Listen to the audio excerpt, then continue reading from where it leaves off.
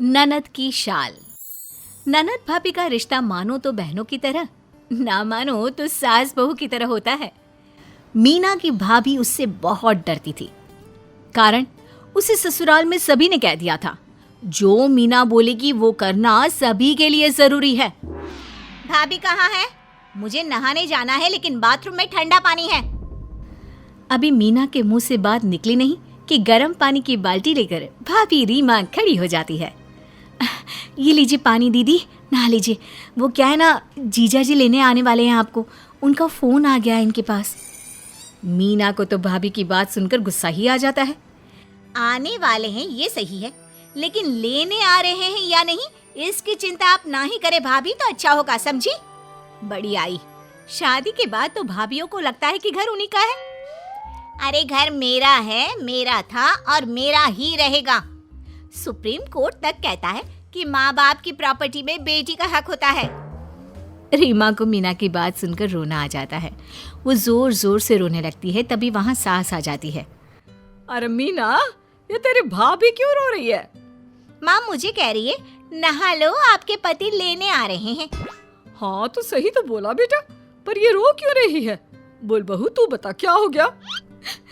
माँ जी, मैंने तो बस ये बोला था कि जीजा जी आपको लेने आ रहे हैं, तो ये तो सुप्रीम कोर्ट पहुंच गई। हे भगवान, ये बेटी को वकालत करवा कर मैंने जिंदगी ही खराब कर ली।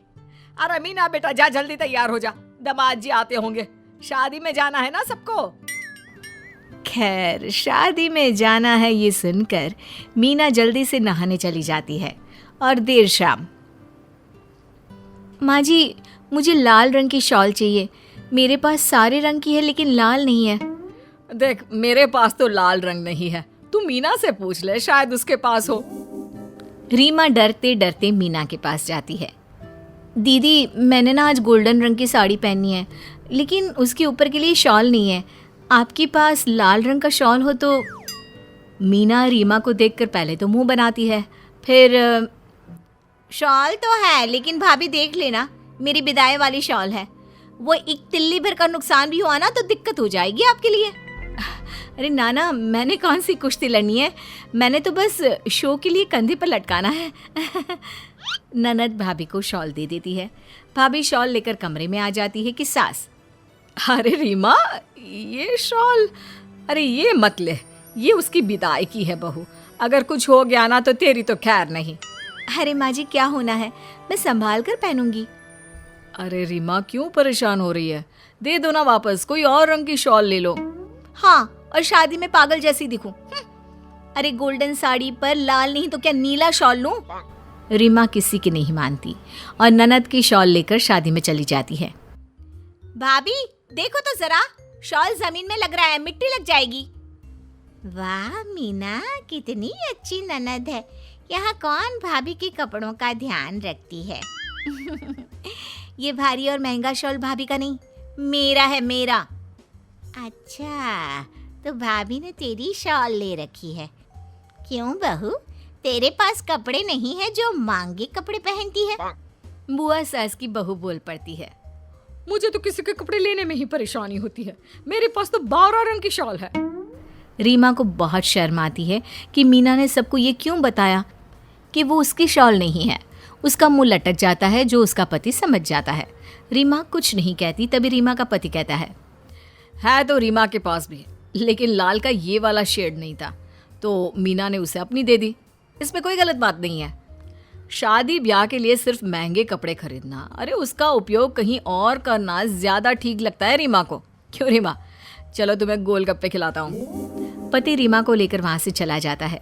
मीना को समझ में नहीं आता कि आखिर भाई भाभी को लेकर अकेले क्यों चला गया। अकेले में रीमा का पति कहता है, क्या जरूरत थी मीना से शॉल लेने की? तभी मना किया था ना मैंने, सबके सामने बेइज्जती करा दी। लोगों को तो यही लगेगा ना कि मैं कमाता नहीं हूँ, अच्छा तभी तुमको एक शॉल भी नहीं दिला पाया। अरे कैसी बात कर रहे हो, ऐसा कुछ नहीं है, चलो गोलगप्पे खिलाओ। पति बीवी को गोलगप्पे दे ही रहा होता है कि गोलगप्पे का पानी रीमा के शॉल पर गिर जाता है। एक बार फिर मीना रीमा के पास आकर, भाई बीवी को गोलगप्पे खिलाना अच्छी बात है, लेकिन देख तो लो कि शॉल कितनी महंगी है, पूरा पानी गिरा दिया। अरे मेरी बिदाई की शॉल है, ये बताकर तो दिया था भाभी को। दीदी सबके सामने इश्यू मत बनाओ ना, शॉल को मैं ड्राई क्लीन करवा कर दे दूंगी। पास खड़ी चाची सास कहती है, क्या बात है रीमा, पति की कमाई नहीं है क्या जो दूसरों का शॉल मांग कर पहन रही हो? अरे क्या जमाना आ गया है, मांग के कपड़े कौन पहनता है। पार्टी में रंग भी जमाना है और वो भी मांगे हुए कपड़ों में। पति को रीमा पर गुस्सा आ जाता है। रीमा मैं घर जा रहा हूँ, यहाँ तो हर कोई तुम्हारे कपड़े मांगने को लेकर मजाक उड़ा रहा है। अरे भाई, मांगे हुए कपड़े हैं तो कैसे बोल सकती है वो? जिस बेचारी ने तुम्हें कपड़े दिए उसकी तो सोचो। यादें, उम्मीदें, इमोशंस, न जाने क्या क्या जुड़ा है मेरा इस शॉल से। रीमा को मीना पर गुस्सा आ जाता है। हाँ हाँ सही बोल रही है, बिटिया की विदाई की शॉल है रीमा बहू, एक तो दूसरे की शाल, ऊपर से गोलगप्पे का पूरा पानी गिरा दिया। आजकल तो भलाई का जमाना ही नहीं रह गया, कोई किसी के कपड़े पहन ही कैसे सकता है। ये बोलकर जैसे ही चाची सास निकल रही होती है, रीमा उनकी साड़ी के पल्लू पर पैर रख देती है और साड़ी फट जाती है। चर्र! हे भगवान, ये तो मेरी पड़ोसन की साड़ी थी, फट गई। अब तो वो मुझे कभी साड़ी नहीं देगी। हाय रे, मेरी मांगी हुई साड़ी की क्या हालत कर दी। रीमा पति को देखकर कहती है, देखा, मैंने कहा था ना कि कोई भी यहाँ अपने कपड़े नहीं पहनता। अरे सीजन में इतनी शादी होती है और कोई भी कपड़ा रिपीट नहीं करना है तो लेना ही पड़ता है ना, फिर या बहन से लो या भाभी से, किसी से भी लो। लेकिन ये मतलब नहीं कि कपड़े महंगे नहीं पहने तो कोई गरीब हो जाता है। भाभी सॉरी, मुझे माफ कर दीजिए, मैंने सबके सामने आपको भला बुरा कहा।